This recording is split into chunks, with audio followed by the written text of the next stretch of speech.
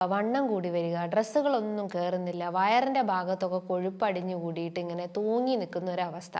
ഒരുപാട് ആളുകൾ ഈ ഒരു പ്രോബ്ലംസ് അല്ലെങ്കിൽ ഈ ഒരു ഇഷ്യൂസ് ഫേസ് ചെയ്തുകൊണ്ടിരിക്കുന്നുണ്ട്.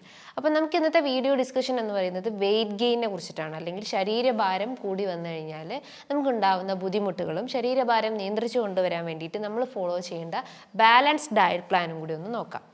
ഹായ്, ഞാൻ doctor Juhi Das, Queenbee health കെയറിലെ ഹോമിയോപ്പതിക് ഫിസിഷ്യനാണ്.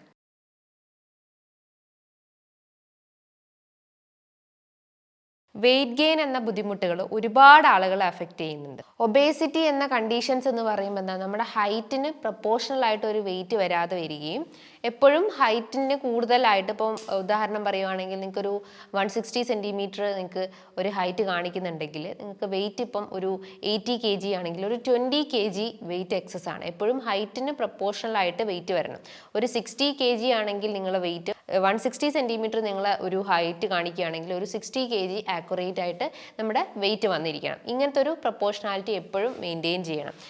നമ്മുടെ ബോഡി മാസ് ഇൻഡെക്സ് എന്നുള്ള രീതിയിൽ കാൽക്കുലേറ്റ് ചെയ്യുമ്പോഴാണ് ഞാൻ ഈ ഒരു ഇക്വേഷൻസ് അല്ലെങ്കിൽ ഈ ഒരു റിലേഷൻസ് പറഞ്ഞിട്ടുള്ളത്. അപ്പോൾ ശരീരഭാരം കൂടി വരിക എന്ന് പറയുമ്പോൾ അത് പല ഫാക്ടേഴ്സ് കൊണ്ട്, ഹോർമോണൽ ഫ്ലക്ച്വേഷൻസ് ആവാം, ലാക്ക് ഓഫ് എക്സസൈസ് കൊണ്ടായിരിക്കാം, അതേപോലെ തന്നെ നിങ്ങളുടെ ഭക്ഷണത്തിൽ ഉണ്ടാകുന്ന വ്യതിയാനങ്ങൾ കൊണ്ടൊക്കെ ശരീരഭാരം കൂടി വരാം.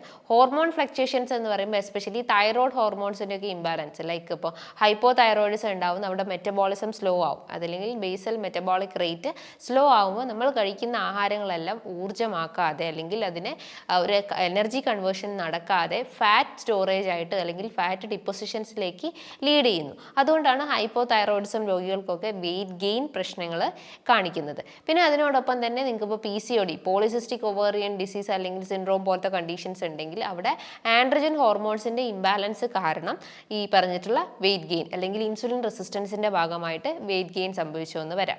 പിന്നെ നിങ്ങൾക്ക് പീരീഡ്സ് സ്റ്റോപ്പ് ആയിട്ടുള്ള അല്ലെങ്കിൽ മെനോപോസ് ആയിട്ടുള്ള സ്ത്രീകൾക്കൊക്കെ ആ ഒരു ഈസ്ട്രജൻ ഹോർമോൺസിൻ്റെ ഇംബാലൻസ് കാരണവും ഈ പറഞ്ഞിട്ടുള്ള വെയിറ്റ് ഗെയിൻ ക്രിയേറ്റ് ചെയ്യുക. ഇതൊക്കെ ഹോർമോൺ ഫ്ലക്ച്വേഷൻസിൻ്റെ ഭാഗമായിട്ടാണ്.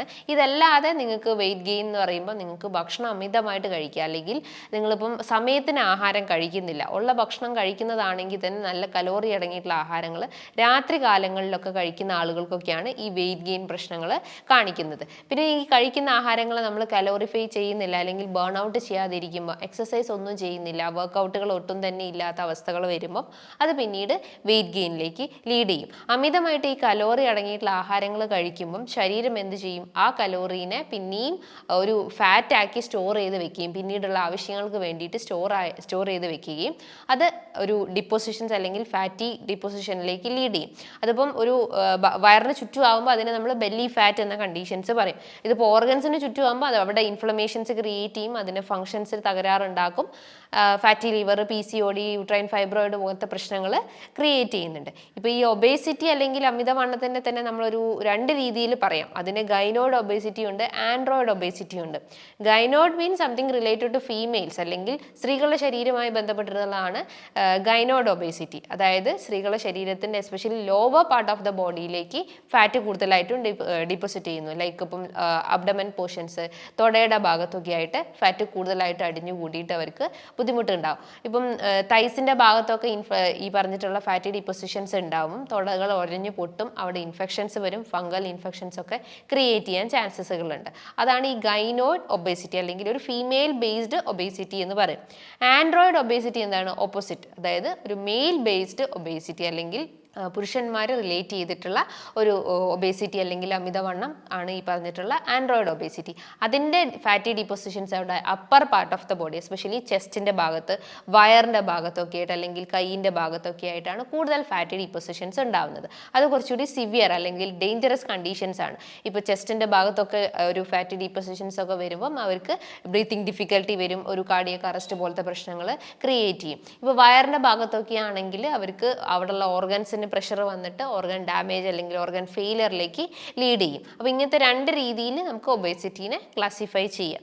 യൂഷ്വലി ഈ ഒരു ഒബേസിറ്റി എന്ന് പറയുമ്പം എപ്പോഴും അതിൻ്റെ BMI അല്ലെങ്കിൽ ബോഡി മാസ് ഇൻഡെക്സ് 35 എബോവ് ആവുമ്പോഴാണ് അതൊരു പൊണ്ണത്തടി അല്ലെങ്കിൽ അമിതവണ്ണം എന്നുള്ള കാറ്റഗറിയിൽ ക്ലാസിഫൈ ചെയ്യുന്നത്. എപ്പോഴും BMI 25 റേഞ്ചസിൽ മാത്രമായിരിക്കണം, നമ്മൾ കൺട്രോൾഡ് ആയിരിക്കണം. BMI 18 ബിലോ ആണെങ്കിൽ നമ്മളൊരു അണ്ടർ വെയ്റ്റ് അല്ലെങ്കിൽ നമുക്ക് ഒട്ടും വെയിറ്റ് ഇല്ല, അതിപ്പോൾ ഹൈ ഹൈറ്റിനനുസരിച്ചിട്ടുള്ളൊരു വെയിറ്റ് നമുക്കില്ല, അല്ലെങ്കിൽ നമ്മൾ ഒട്ടും ബോഡി തീരെ ഫങ്ഷനിങ് അല്ല എന്ന് മനസ്സിലാക്കാവുന്നതാണ്. അപ്പോൾ വെയിറ്റ് കുറയ്ക്കാൻ വേണ്ടിയിട്ട് എപ്പോഴും നമ്മൾ വർക്കൗട്ട് ചെയ്യണം, ഡയറ്റ് പ്ലാൻ ചെയ്യണം എന്നൊക്കെ നമ്മൾ പല മീഡിയ പ്ലാറ്റ്ഫോംസിലും കാര്യങ്ങളിലും ഒക്കെ നമ്മൾ കേട്ടിട്ടുണ്ട്. അപ്പോൾ അവിടെ എപ്പോഴും ക്രമീകരിക്കേണ്ടത് ബാലൻസ്ഡ് ആയിട്ടുള്ള ആഹാരങ്ങൾ, അല്ലെങ്കിൽ നമ്മൾ ഫോക്കസ് ചെയ്യേണ്ടത് കാർബോഹൈഡ്രേറ്റ്സ് കുറഞ്ഞിട്ടുള്ളതും കൂടുതൽ പ്രോട്ടീൻസും ഫൈബേഴ്സും നിറഞ്ഞിട്ടുള്ള ആഹാരങ്ങൾ കഴിക്കുക. ഫൈബറിൻ്റെ ഘടകം എന്ന് പറയുന്നത് ശരീരത്തിലെ ഈ ഫാറ്റിനെ ബേൺ ചെയ്യാൻ, അല്ലെങ്കിൽ അമിതമായിട്ടുള്ള ഫാറ്റിനെ ബേൺ ചെയ്തിട്ട് അതിനെ ഒന്ന് മോഡിഫൈ ചെയ്തെടുക്കാനാണ് ഈ പറഞ്ഞിട്ടുള്ള ഫൈബേഴ്സ് ചെയ്യുന്നത്. അതേപോലെ തന്നെ ഫൈബേഴ്സിൽ നിങ്ങൾക്ക് ഫ്രൂട്ട്സും വെജിറ്റബിൾസും ധാരാളം കഴിക്കാം. ഫ്രൂട്ട്സിൽ ഇപ്പം ഫൈബർ കണ്ടന്റ് കൂടിയെന്ന് പറഞ്ഞാൽ ആപ്പിൾ കഴിക്കാവുന്നതാണ്, പൈനാപ്പിൾ, പപ്പായ, അതേപോലെ തന്നെ പേരക്ക. ഇതിൽ അത്യാവശ്യം ഫൈബർ ഉള്ളത് കൊണ്ട് തന്നെ നമുക്ക് ഗ്ലൈസമിക് ഇൻഡെക്സ് കമ്പാരിറ്റീവ്ലി കുറവാണ്. അപ്പോൾ വെയിറ്റ് ഗെയിൻ പ്രശ്നങ്ങൾ ഉണ്ടാവില്ല. അതേപോലെ അപ്പറ്റൈറ്റ് കൺട്രോൾ ചെയ്യാൻ, വിശപ്പ് കൺട്രോൾ ചെയ്യാൻ ഹെൽപ്ഫുൾ ആണ്. ഇപ്പോൾ പച്ചക്കറികളൊക്കെ ആണെങ്കിൽ നന്നായിട്ട് ഇലക്കറികൾ കഴിക്കുക. അത് ഇപ്പോൾ ഡെഫിഷ്യൻസീസ് ഉണ്ടെങ്കിൽ കറക്റ്റ് ചെയ്യും. പിന്നെ വെയിറ്റ് കുറയ്ക്കാനും ഹെൽപ്ഫുൾ ആണ്. പിന്നെ അതോടെ ശരീരത്തിൽ എന്തെങ്കിലും ന്യൂട്രിയൻ ഡെഫിഷ്യൻസീസ് ഒക്കെ ഉണ്ടെങ്കിലും അതും കൺട്രോൾ ചെയ്യാൻ ഈ പറഞ്ഞിട്ടുള്ള ഇലക്കറികൾ സഹായിക്കുന്നതാണ്. അതിനോടൊപ്പം തന്നെ നിങ്ങൾ പ്രോട്ടീൻ അടങ്ങിയിട്ടുള്ള ആഹാരങ്ങൾ കഴിക്കുക. അത് നമ്മുടെ മസിൽ ബിൽഡപ്പ് ചെയ്യാനും അതേപോലെ തന്നെ മെറ്റബോളിസം ബൂസ്റ്റപ്പ് ചെയ്യാനും ഒക്കെ ഹെൽപ്ഫുൾ ആണ്. ഇപ്പം മസിൽ വേസ്റ്റിംഗ് പ്രശ്നങ്ങൾ, അല്ലെങ്കിൽ കൂടുതലായിട്ടും മസിൽസിൻ്റെ വീക്ക്നെസ് പ്രശ്നങ്ങളൊക്കെ ഉണ്ടെങ്കിൽ അതിനെ മേക്കപ്പ് ചെയ്യാൻ വേണ്ടിയിട്ട് പ്രോട്ടീൻസ് സഹായിക്കുന്നതാണ്. ഇപ്പോൾ വണ്ണം കൂടി എന്ന് കരുതിയിട്ട് നിങ്ങൾ എഗ്ഗ് ഒഴിവാക്കി, അല്ലെങ്കിൽ ഫിഷ് ഒഴിവാക്കി, ചിക്കൻ ഒഴിവാക്കി കാര്യങ്ങളൊക്കെ കേൾക്കാറുണ്ട്. അതൊക്കെ ഒഴിവാക്കി കഴിഞ്ഞാൽ നമുക്ക് പെട്ടെന്നൊരു എനർജി ലോസ് സംഭവിക്കുകയും നമുക്കൊരു കൊളാപ്സ് വരാനുള്ള സാധ്യതകൾ കൂടുതലാണ്. അപ്പോൾ പ്രോട്ടീൻസ് ബാലൻസ് ചെയ്ത് കൊണ്ടുപോകാൻ ശ്രമിക്കുക. അതിൽ പയറുവർഗ്ഗങ്ങൾ കഴിക്കാം, മീൻ, മുട്ട കാര്യങ്ങൾ, ചിക്കനൊക്കെ ബ്രസ്റ്റ് പീസൊക്കെ കഴിക്കാവുന്നതാണ്. ഇനി നിങ്ങൾക്ക് ഈ പറഞ്ഞിട്ടുള്ള ഹെൽത്തി ഫാറ്റ്സ് മീൻസ് നമ്മുടെ മസിൽ ഡെവലപ്മെൻറ്റ്സിനും എല്ലുകൾക്കും പേശികൾക്കും അതേപോലെ തന്നെ ജോയിൻസിനും ഒക്കെ ഹെൽപ്ഫുൾ ആയിട്ടുള്ളതാണ് ഈ പറഞ്ഞിട്ടുള്ള ഹെൽത്തി ഫാറ്റ്സുകൾ. അതിൽ omega-3 ഫാറ്റി ആസിഡ്സ്, അതിൽ നിങ്ങൾക്ക് ഈ നട്ട്സുകൾ, സീഡ്സുകൾ കഴിക്കാം. Especially walnuts, almond, pumpkin seeds, sesame seeds ഒക്കെ ഡെയിലി കഴിക്കാവുന്നതാണ്. ഇങ്ങനത്തെ ഒരു കംപ്ലീറ്റ് ആയിട്ടുള്ള ഒരു ബാലൻസ്ഡ് പാറ്റേൺസിലായിരിക്കണം നിങ്ങളെ ഭക്ഷണങ്ങൾ ഫോളോ ചെയ്യേണ്ടത്. ഇനി ഇതിൽ നിന്നും വ്യത്യസ്തമായിട്ട് നിങ്ങൾക്ക് ചെയ്യുകയാണെങ്കിൽ കൂടുതൽ സാലഡുകൾ കഴിക്കാം. അതിൽ നിങ്ങൾക്ക് വെജിറ്റബിൾസോ അല്ലെങ്കിൽ ഫ്രൂട്ട്സിൻ്റെയൊക്കെ സാലഡ് കോമ്പിനേഷൻസ് കഴിക്കാം. ചിക്കനൊക്കെ കഴിക്കുവാണെങ്കിൽ മാക്സിമം ഗ്രില്ല് ചെയ്തിട്ടോ അല്ലെങ്കിൽ സ്റ്റീം ചെയ്തിട്ടോ കഴിക്കാൻ ശ്രമിക്കുക. അതിനോടൊപ്പം തന്നെ നിങ്ങളിപ്പം എഗ്ഗൊക്കെ കഴിക്കുകയാണെങ്കിൽ നന്നായിട്ട് ബോയിൽ ചെയ്ത് കഴിക്കുക. ഫിഷ് കഴിക്കുമ്പോൾ ആയാലും നന്നായിട്ട് കറി വെച്ച് കഴിക്കുക. ഫ്രൈഡ് ഫോം ഒഴിവാക്കിയിട്ട് കൂടുതൽ സ്റ്റീംഡ് അല്ലെങ്കിൽ ബോയിൽഡ് ഫോമിൽ കഴിക്കാൻ ശ്രമിക്കുക. അതിനോടൊപ്പം തന്നെ നിങ്ങളിപ്പോൾ ഓയിലൊക്കെ പ്രിഫർ ചെയ്യുകയാണെങ്കിൽ ഒലിവ് ഓയിലോ കോക്കനട്ട് ഓയിലോ പ്രിഫർ ചെയ്യാൻ ശ്രമിക്കുക. ഓയിൽ നോട്ടീസ് ചെയ്യേണ്ട ഒരു കാര്യം എന്ന് പറഞ്ഞാൽ നമ്മൾ ഒരിക്കലും അതിനെ റീഹീറ്റ് ചെയ്യരുത്, അല്ലെങ്കിൽ ഓവർ ഹീറ്റ് ചെയ്യരുത്. യൂഷ്വലി നമ്മൾ FSSAI അല്ലെങ്കിൽ ഫുഡ് സേഫ്റ്റി അസോസിയേഷൻസ് ഒക്കെ പറയുന്നത് നമ്മൾ വൺസ് ഇപ്പോൾ ഒരു ഓയിൽ കുക്ക് ചെയ്തിട്ടുണ്ടെങ്കിൽ അതിനെ, അല്ലെങ്കിൽ ഒരു പാകം ചെയ്തിട്ടുള്ള ഓയിലൊക്കെ ആണെങ്കിൽ അതിനെ നമ്മൾ ഒന്നുകിൽ ബയോഡീസലായിട്ടോ അല്ലെങ്കിൽ സോപ്പൊക്കെ ആക്കിയിട്ട് കൺവേർട്ട് ചെയ്യണം, അല്ലെങ്കിൽ അങ്ങനത്തെ ഒരു യൂണിറ്റിലേക്ക് അതിനെ ട്രാൻസ്ഫർ ചെയ്യണം എന്നൊക്കെ പറയാറുണ്ട്. അല്ലെങ്കിൽ അതിൻ്റെ ഒരു പ്രോട്ടോകോൾ അങ്ങനെയാണ്. അപ്പം പിന്നെയും നമ്മൾ യൂസ് ചെയ്തിട്ടുള്ള ആഹാരങ്ങൾ അല്ലെങ്കിൽ യൂസ് ചെയ്തിട്ടുള്ള ഓയിലുകളൊക്കെ ആണെങ്കിൽ അത് നമുക്ക് പിന്നെയും ഹെൽത്ത് ഇഷ്യൂസ് ക്രിയേറ്റ് ചെയ്യും. നമ്മൾ പിന്നെയും കുക്ക് ചെയ്തിട്ടുള്ള ഓയിൽസ് ഒക്കെ യൂസ് ചെയ്യുകയാണെങ്കിൽ ട്രാൻസ് ഫാറ്റുകൾ ശരീരത്തിൽ എൻ്ററായിട്ട് ഈ ബ്ലഡ് വെസൽസിലൊക്കെ പോയിട്ട് അതിനെ ഫാറ്റ് ഡിപ്പോസിറ്റ് ചെയ്തിട്ട് അത് കൊളസ്ട്രോൾ ടെൻഡൻസീസ് ഉണ്ടാക്കും. പിന്നെ ഹൃദ്രോഗത്തിൻ്റെ പ്രശ്നങ്ങൾ, സ്ട്രോക്കിൻ്റെ പ്രശ്നങ്ങളൊക്കെ ഇൻക്രീസ് ആവാനുള്ള ടെൻഡൻസീസുകൾ കൂടുതലാണ്. അപ്പോൾ ഓയിലൊക്കെ പ്രിഫർ ചെയ്യുമ്പോൾ മാക്സിമം ഫ്രഷ് ആയിട്ടുള്ള ഒലിവ് ഓയിലോ കോക്കനട്ട് ഓയിലോ പ്രിഫർ ചെയ്യാൻ ശ്രമിക്കുക. പിന്നെ അതിനോടൊപ്പം തന്നെ കാർഡിയോ വർക്കൗട്ടുകൾ ഡെയിലി ചെയ്യുക. ഇൻ ബിറ്റ്വീൻ ഇൻ്റർമീഡിയൻറ്റ് ഫാസ്റ്റിങ്സ് യൂസ് ചെയ്യാവുന്നതാണ്. അത് ശരീരത്തിലെ ഫാറ്റ് മെറ്റബോളിസം നല്ല രീതിയിൽ ബേൺ ഔട്ട് ചെയ്യാൻ, അല്ലെങ്കിൽ മെറ്റബോളിസം കുറച്ചൊന്ന് ബൂസ്റ്റപ്പ് ചെയ്യാൻ ഹെൽപ്ഫുൾ ആണ്.